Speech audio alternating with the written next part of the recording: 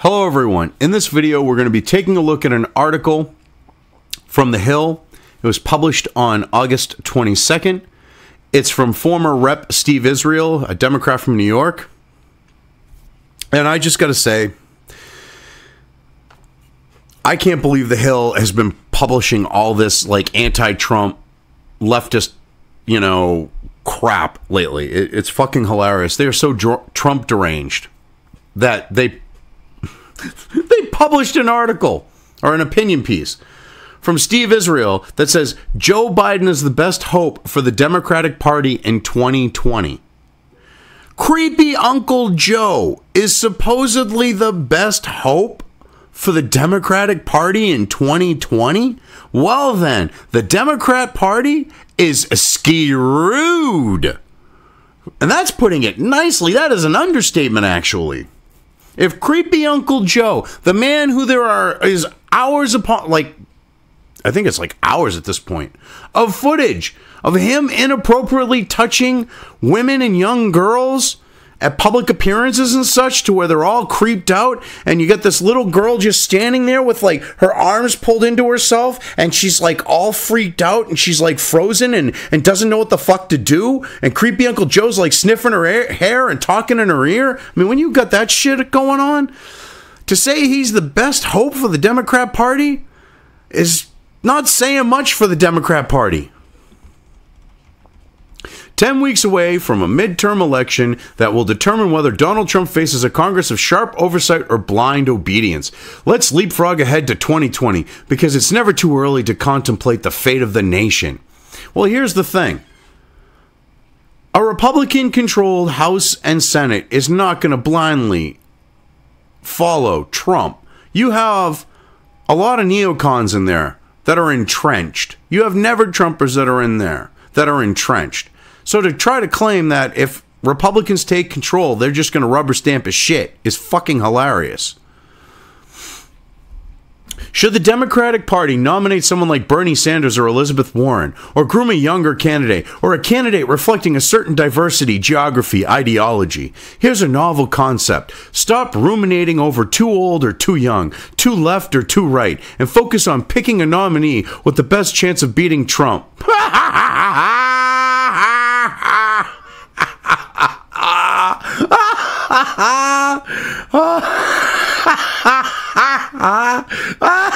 Creepy Uncle Joe has the best chance of beating Trump. Trump would beat him like a fucking drum. And didn't Creepy Uncle Joe say that he actually wanted to get into a fist fight with Trump? Let them duke it out too while you're at it. Trump will kick his ass both figuratively and literally. Wow. Oh my God, Israel, you are a fucking nitwit if you honestly think that Creepy Uncle Joe has a chance of beating Trump. Helmuth von Moltke, the 19th century head of the Prussian army, observed that no battle plan ever survives the first contact with the enemy. The Prussian was prescient. The 2015 and 2016 showed us how true that is of any political campaign that's faced off against Trump. Wait a minute. I love how this ignores the fact of the American people and their will to have him in office.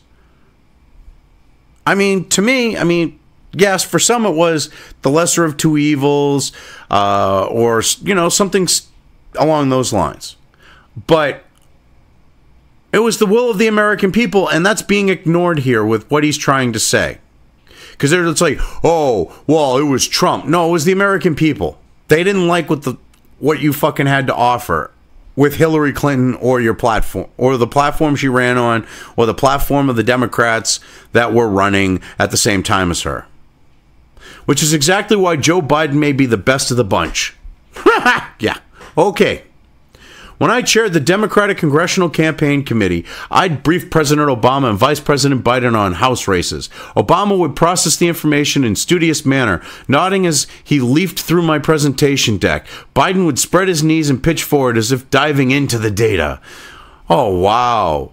dude, you really trying to portray this guy as like, you know, no nonsense, get his hands dirty, deep into the work type of fucking person. When all he is a fucking, you know, he's like the idea of male feminists. They're like you know, you always see that, like, they're the ones that are beating up on women, or like the feminist allies, you know, even. I mean, look at Harvey Weinstein. He was a feminist ally. Like, on that note, I expect Steve Shives to be the next one that we find out is a fucking rapist and, you know, a very vile fucking person. Just my opinion on that. But it's like that type of mentality here, that creepy Uncle Joe, who's pushed the leftist shit pretty far these days, who's inappropriately touched women and young girls, sniffed their hair, holding on to them and shit. You're trying to make it sound like he's one of those types of guys that actually does that gets his hands dirty. You're trying to whitewash that creepy Uncle Joe thing here by, like, ignoring it and painting a completely different picture on top of it. Then we go into his office and he delve even deeper. He wanted to travel to House districts where he'd have the greatest impact. Yeah, because he wanted to sway things. Okay. This was before all that video was compiled, though. So we chart the path. Pennsylvania, Ohio, Michigan, Florida, Wisconsin, and others. Those states had pools of once blue middle-class districts. Now those pools were frothing and rust-colored, the tide having shifted towards the Republicans. Biden innately connected with these communities. He could stem that tide. No, he doesn't connect with those communities. He campaigned for fucking Hillary Clinton. He's one of the reasons why she lost, besides her own fucking shit.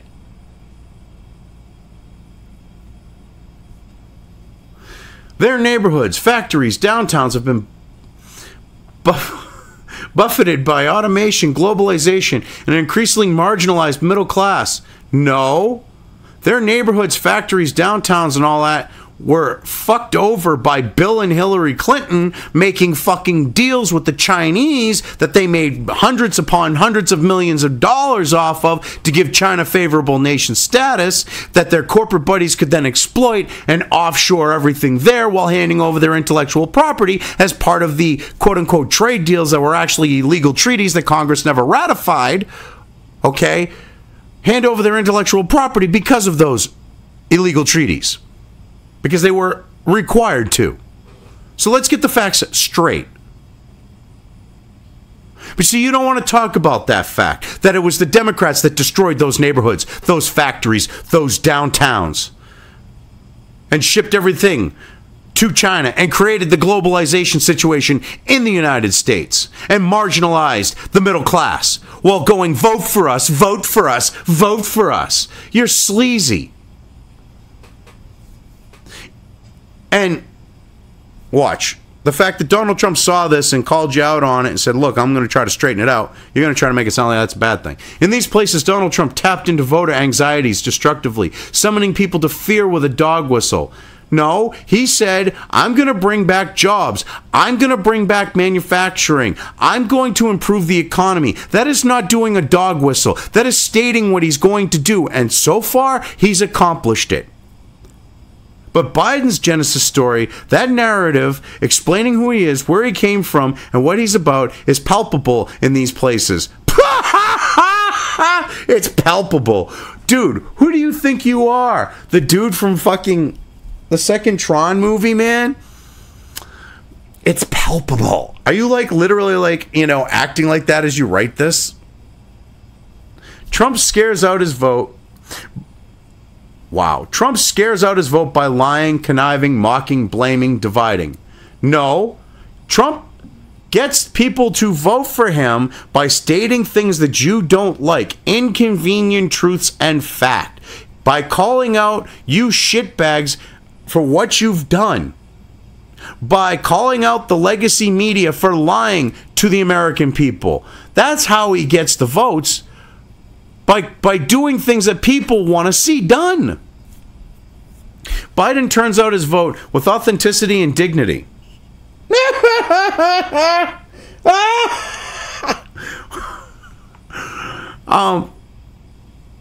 What?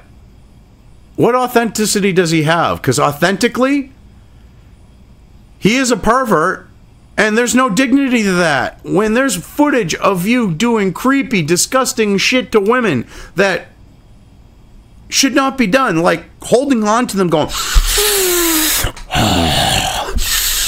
oh, she smells so good. Okay, dude, you're a fucking sick fuck. That's authentically a sick fuck. Here, Biden reverses the Trump tide. Consider Pennsylvania. Trump snatches 20 electoral votes by a measly margin of 44,000. A measly margin of 44,000. 44,000 is quite a few votes, okay?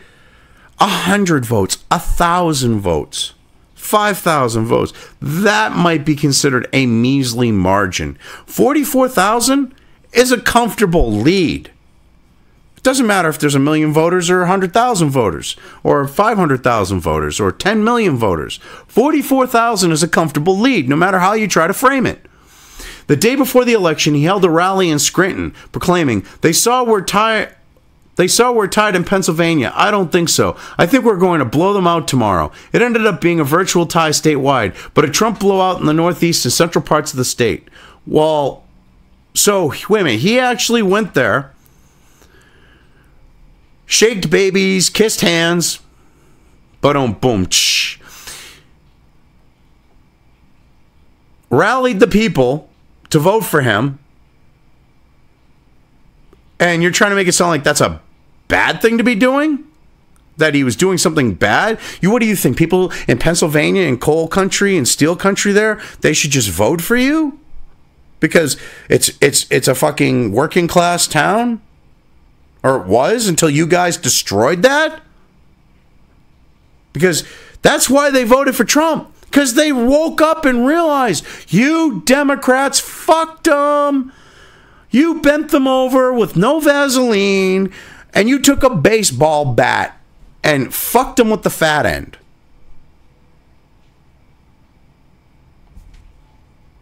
That's what you did.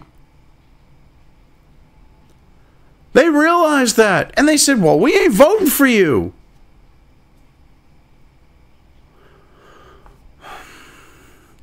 If Biden, who was born in Scranton, flips Luzerne County, which he and Obama won in 2008, and fortifies Lackawanna, which voted heavily for him and Obama in 2008 and 2012, he conceivably wins Pennsylvania.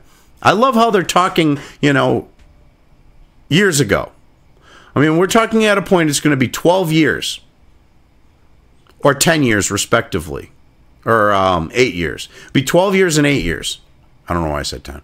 But it'll be 12 years and 8 years. A lot can change in 8 years. A lot, especially in 12. So don't think that he can still win, because Trump is bringing jobs back. The economy is improving. These people are going to get more entrenched as Trump supporters. So he's not going to flip those counties. He's not going to hold one. He's not going to do shit. Especially when... Hell, I'll cut the ad together. It'll be all clips of creepy Uncle Joe doing lewd and vulgar things to women and young girls. And I'll crowdfund it. I'll do whatever I can to fund the damn commercial. And I will run it in Pennsylvania. I don't even live there.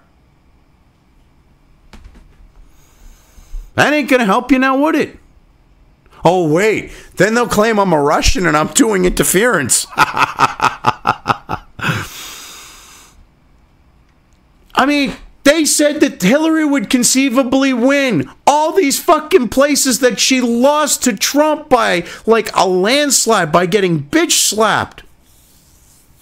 To the point of where, like, Michigan, when they were doing Detroit, when they were doing the fucking recount in Detroit, it was the Democrats who stopped the recount after the Green Party bitch, called for it. hoping that it would fuck Trump, when it actually showed that the Democrats were being shady. It actually showed that there was freaking election/voter fraud going on in Detroit. There were literally more votes, like paper ballots or votes cast, than there were registered voters in Detroit. And that's when they went, oh shit, we've got a couple hundred more than voters. I'm going to stop this. Nothing to see here. So here I am actually bringing that up. And they're talking about then he can continue his path through Michigan, which Trump won by 0.22%. Yes, even with the fact that you guys got caught putting more votes in Detroit than there were registered voters, you sleazy fucks. What does that tell you? You couldn't even rig the election there, and you still lost. And you think creepy Uncle Joe's going to win? Wisconsin, Trump by 0.76%. Florida, Trump by 1.2%, and keep Ohio competitive. You're delusional.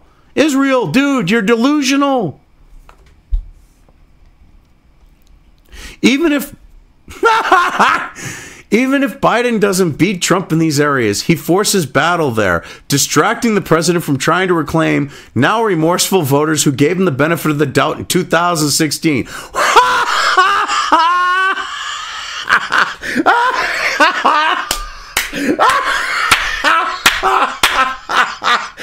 What remorseful voters? No one is remorseful. They voted for Trump.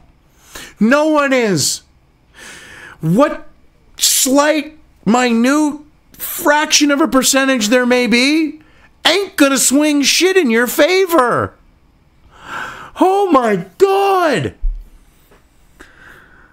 Oh, wow. This is the worst work of fiction I've ever read. When I'm asked the inevitable question about who Democrats should nominate, I ask back, what do you think about Joe Biden? A surprising number of Republicans offer their support. Young voters have an attachment to him, but there are skeptics. What Republicans support creepy Uncle Joe? The only Republicans that would are ones that want 4 more years of Trump or delusional never-Trumpers. So go ahead, run creepy Uncle Joe. You just guarantee, if you do, you guarantee Trump another 4-year term. And white young voters have an attachment to creepy Uncle Joe. The young voters, he tries to molest them. If anything, they want nothing to do with him. And there are more than skeptics. There are people that are like, whoa, really bad choice. Some say, isn't age a factor? What's better in 2020? A 78-year-old Biden who just defeated Trump or a younger candidate who didn't? A 78-year-old Biden ain't going to defeat Trump. Not going to happen. Also, what's better? A functioning adult of any age or a 74-year-old President Trump taking his second oath of office and completing his sweep of the Supreme Court? A 74-year-old President Trump taking his second oath of office and completing his sweep of the Supreme Court. Because I'm a constitutionalist and the people that he's been putting are pretty constitutional. So I got no problems with that. Then there's the concern that Biden talks too long. Have we not learned the danger of 280 characters in a tweet? Is a guy who occasionally grows verbose worse than a president who succinctly boasts that one of his assets is being like really smart? Considering Biden will put them to sleep, and then, you know, especially those young voters with him going and rambling on and on like a senile old fool, he'll then take advantage of that to molest and rape all the women and young girls. So, yeah, probably not a good thing that he talks too long. Finally, there's the understandable concern for a ticket reflecting the nation's diversity. That's important. Oh, God, we got to throw in that fucking diversity. So what? We're going to throw in a fucking gay, trans, hermaphrodite, Jew. Well, nope. Democrats are hating Jews these days, so we can't have Jewish. Muslim. Wonderkin. I mean, is that what you're going to have as the vice president? That is important, and I'm for a person of any color that beats orange. The Democratic Party has a vibrant youth and diversity movement. Oh, so that's what you're calling Antifa these days. A vibrant youth and diversity movement. Good to know.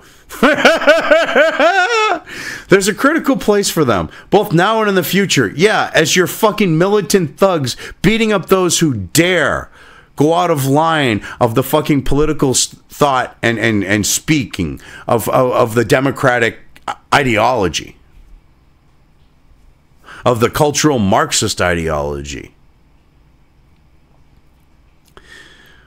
But they must demonstrate a proven ability to blaze a path to an electoral college majority. Yeah, and creepy Uncle Joe don't have that. The path is in Luzerne County, Pennsylvania. It's in Michigan, Ohio, Wisconsin, and Florida. It's uphill, uneven, and well-traveled by Joe Biden. Yeah, Joe Biden went down to Florida. Couldn't help Hillary.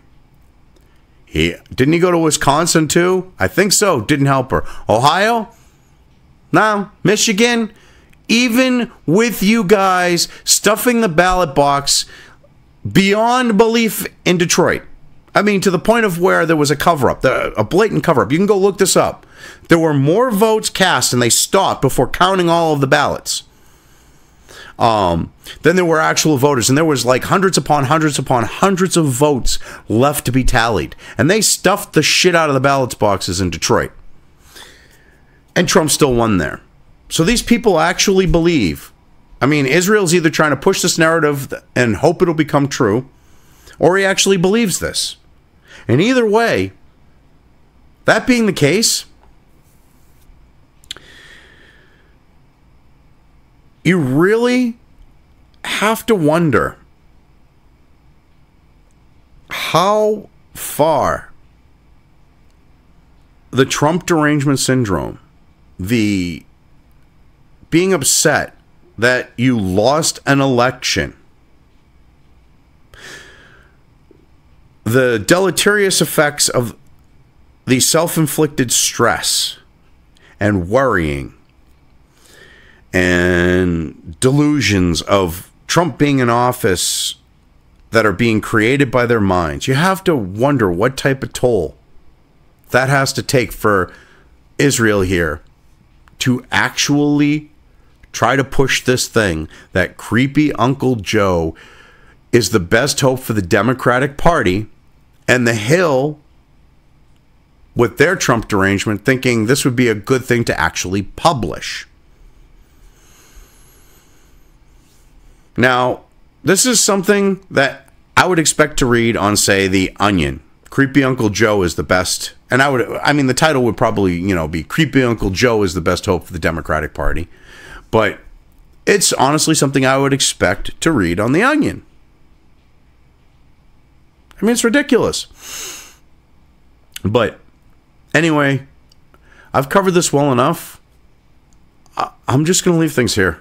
If you liked this video, depending on where you are watching it, please give it an upvote or thumbs up. If you want to know when new content of mine hits the internet, don't forget to subscribe to one or more of my social media or video accounts listed here. Also, with YouTube, don't forget to ring that bell. You can find all of my video content on both BitChute and YouTube. This may not be the case with other places I upload to, but I will try to minimize this happening. You are always welcome to interact with me at any of these sites on the list, so feel free to do so. If you have anything you want me to cover in a video, when it comes to news or current events, send it right along to me. I will try to do my best to cover it. As always, thank you for watching.